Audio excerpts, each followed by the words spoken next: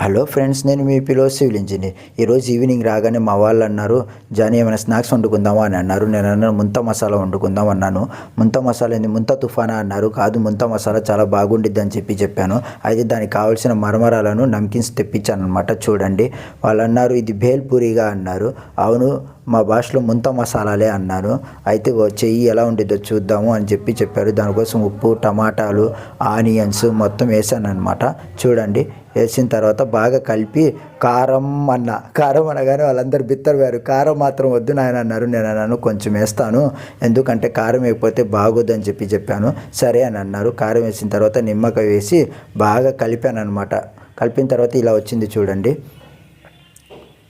దాని తర్వాత రివ్యూ అడిగాను, ఎలా ఉందని అడిగితే వీడికి ఎగస్ట్రాలు ఎక్కువగా బాగుంది అన్నాడు.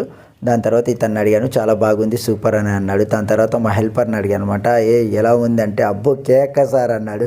అయితే నిజం చెప్తున్నాడు, బాగొచ్చింది, నిజంగానే బాగుంది. మనం ఏం చేసినా చాలా సూపర్గా వచ్చింది అనమాట.